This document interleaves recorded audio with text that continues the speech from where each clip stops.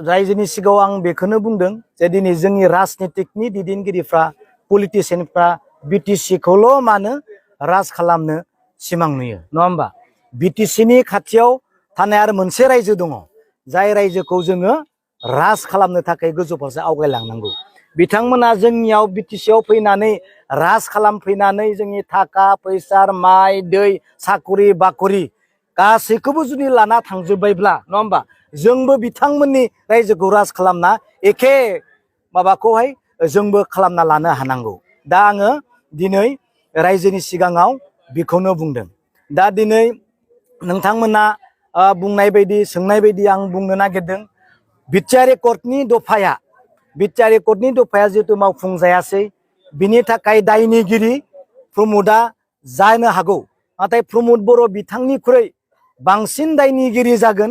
जाय गभर्नमेन्टआ दिनै प्रमिस खालामनानै जाय गभर्नमेन्टआ दिनै रादाय होनानै एकर्ड खालामदोंमोन बै गभर्नमेन्टआ मावफुङिया प्रमोद बर'आ जेसेबां दाय जागोन बिनिख्रुइ बांसिन दाय जागोन नङा होमबा जाय दफाफोरखौ एकर्डनि गेजेरजों आसाम सरकार सेन्ट्रेल सरकारा मावफुंगोन होनना बुंदोंमोन दिनै मावफुङाखैसै प्रमोद बर'आबोथ' निश्चय मावफुंनो थाखायनो सानदोंमोन नाथाय मावफुङाखै सोर प्रमोदआ जायजों दङ प्रमोद बर' बिथाङा जाय सरकारजों दिनै दङ बिथांमोनानो जेबो मावफुङाखैसै दा बिनि थाखाय बुंदों आं गासैबो दफाफोरा जितु दिनै जाफुङाखैसैब्ला बिनि दायनिगिरिया हाग्रामा जागौमोन जेब्ला हाग्रामा महिलारिया बिटिआरनि चिफ जागौमोन होनना आं बुंदों नङा होमबा बे खोथाखौसो आं बुंदों बिनिखायनो हाग्रामा महिलारिया बिटिआर एकर्ड जाफुङिनि जेबो दाय गैया किन्तु दाया जादों बिजेपिनि दाय जागोन होननानैसो आं दिनै बुंदों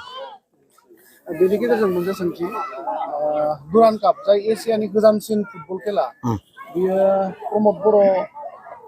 बिटिआर एकर्ड खालामनायनि उनाव सरकार जानायनि उनावहाय दिनैहाय नैथि खेबनि थाखाय जागासिनो बा जाबाय दिनैनिफ्राय जागायबोबाय बेनि सायाव मा बुंगोन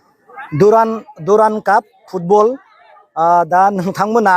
दसे सम स्क्रेप खालामबायबा आं मोनसे लेखा होगौमोन दा जेखि जाया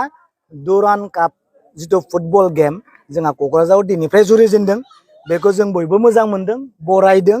आरो रायजोआ नायनो मोजां मोनो रायजोआ फुटबल नायनो मोजां मोनो गासैखौबो मोजां मोनो बिनि थाखाय आंबो बरायदों किन्तु दुरान काप फुटबल बायदि नलेज फेस्टिभेल बायदि ISPL फुटबल गेम बायदियाव मोनसे प्रग्राम खालामै जेरै फैसाखौ लुटिनानै जादों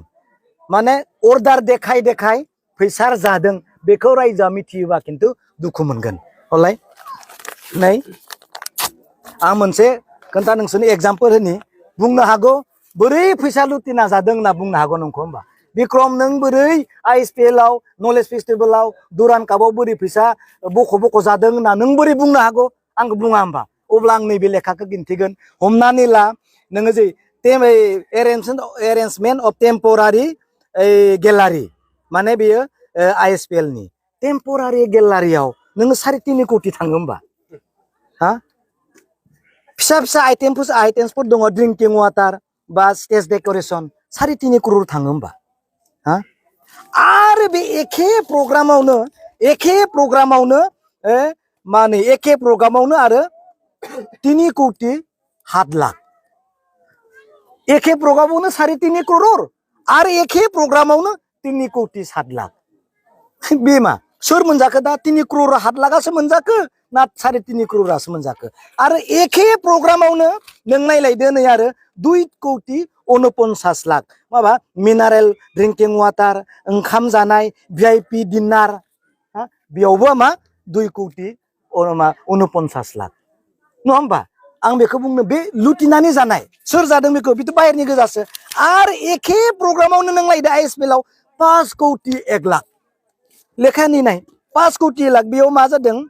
बेबो नै माबा इलेक्ट्रिसिटिनि माबा रिसेपसन माबा बानायनाय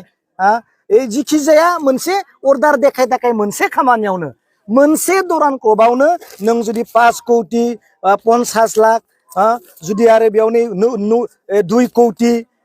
3 कोटि 3.5 कोटि जुदि मोनसे खामानियावनो जुदि बहननानै जुदि जाबाय थायोबा बे 6टा अर्डाराव बेलेग फाइलाव बिसोर बहनदों आं बुंदों बेबायदि बहन फैसा जानायखौ जुदि रायजोआ मिथियोब्ला दा आंनि आखायावसो लेखाया दङ सोंदो अफिसाव नंगौना नङा बेफोरनि डकुमेन्ट्सखौ नायदो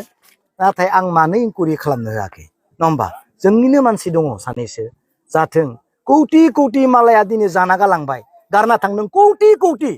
बेफोरखौ हमनो हायाखै नों लकेलनि एसे फैसा जानायखौ नों मानो हमनो नङा होमबा बिनिखाय आं जेबो बुङाखै बेफोरबायदि बहनना जानाङा दा नों दुरान कापआव थांनाय बोसोराव बेसेबां थांदों आरो देग्लाय बोसोराव बेसेबां थांदों फैबाय थानाय समाव आं होगोन माबायदि फैसाखौ बनायो ओइ बेनाराव बेसेबां कौटि होयो ओइ टेम्परारि पेन्डेलाव बेसेबां क्रर होयो बेफोरनिखौथ' आं बुंबायानो बेबायदि दा बिनिखायनो बुंदों जेन मोजांनि थाखाय खेलाया जाथों नाथाय फैसा बहनना जानो थाखाय खेलाया दाजाथों आरो थांनाय बोसोरनि दुरान कापआव 110 क्रर मिथिबाय 110 क्रर बिराद गिदिर स्टेडियाम बानायगोन होननानै मानगोनां हिमन्त बिश्व शर्मा बुङाखै होमबा भिडिअ फुटेजखौ नोंसोर माबा खालामना हो थिक खालामना हो 110 क्रर गेलारि बनायदिम राजनाथ सिंह थानायाव सार थानायावनो बुंदों अबा दिनै नाय खुगाजोंल' खिन्थु फैसाखौ बाहायगासिनो खुगाजोंल' जेबो गैया दा बेनिखायनो लाबथों गेलेथों सेंग्रा सिख्लाया बिनि थाखाय मोजां गियान मोनथों नाथाय फैसा बहनना जानायखौ बन्द' खालाम रायजोनाव दुखु मोनगोन ना नैबेफोरबायदि लेखाखौ दिनै आं जुदि न'खर इन्टेलेक्सुवेल मास्टारफोरनो रानथिंजोबबा माथो डेन्जार जागोन नै डेन्जार नुय तो पुरा लाख कौटिनि गोजानि 3.5 क्रर 3 कोटी 50 लाख 3 कोटी 25 लाख 3 कोटी 38 लाख मिडियानो नै मिडिया पाब्लिसिटी फट' बेयावनो बेसेबां 3 कोटी 38 लाख मिडियाफोरनो फट' खेबनाय माबा नै मबावबा लाइट टिकेट मबावबा ओंखाम जानाय बिदि हमनाय फैसा बहनो आरो मिथिबाय बिदि जानाङा होनना बुंदों जाबाय दा बेनि गेजेराव मोनसे सोंथि बिक्रम दैमारिया सासे थिकादार बिपिएफनिबो सोद्रोमा नङा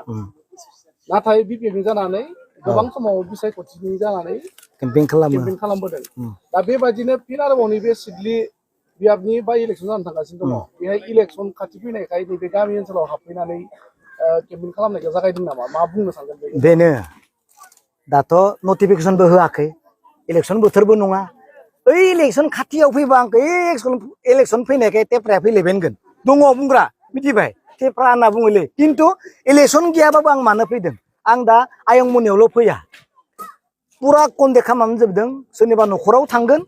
सोरनिबा रायजोआ मिटिं लिङोबा रायजोआव थांगोन आरो सोरनिबा मन्दिराव थांबा मन्दिरावबो उंहैगोन सोरबा चार्चफोराव जोबखांनानै मिटिं लिङोबा बेयावबो थांगोन खारन बिटिसिखौ बासायनायनि खोथा दङ नङा होमबा दिनै बिटिसिखौ बासायनो थाखायसो खोथाग्राया गैयाब्ला खोनासंग्राया बोरै खोनासंनो आरो खोनासंग्रा गैयाब्ला खोन्थाग्राया सोरनो खोन्थानो बिनिखायनो दिनै जिथु रायजोफ्रा ज' जाबाय आं हामबाय होनदों बेनो स्टार्टिं इलेक्सन देरहानायजोंसो जोङो बिटिसिखौ बासायनो हागोन नालाय नङाबा जानला मानला ज्राव बिजेपि इउपिपिनो होनानै बिटिसिया थैनो नङा होमबा बिनिखायनो बेखौ दा होथों जोंनि बिटिसिखौ बासायफिननांगौ होननानै दिनै केम्पिं बायदियानो जों खालामबाय दिनैनिफ्राय आरो मिथिबाय बेनो जाबाय थेंक इउ